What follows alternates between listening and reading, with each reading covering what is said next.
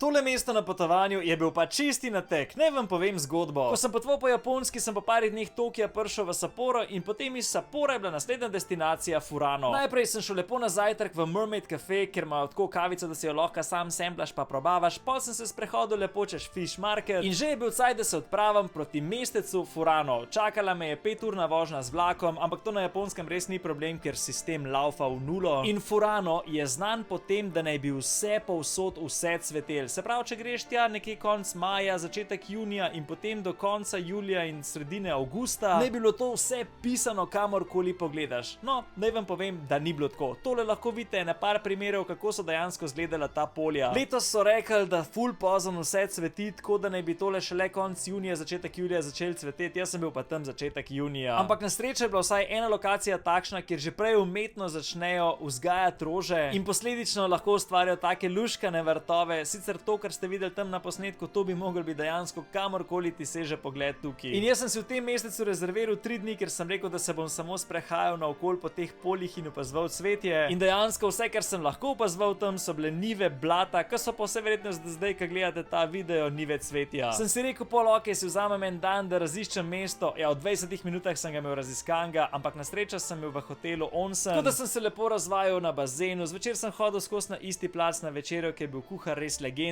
In na koncu, kljub temu, da je bil to mesec tak mali natek, sem še vedno ful užival. V naslednjem delu vam pa pokažem eno zanimivo stvar, kaj sem počel drugi dan.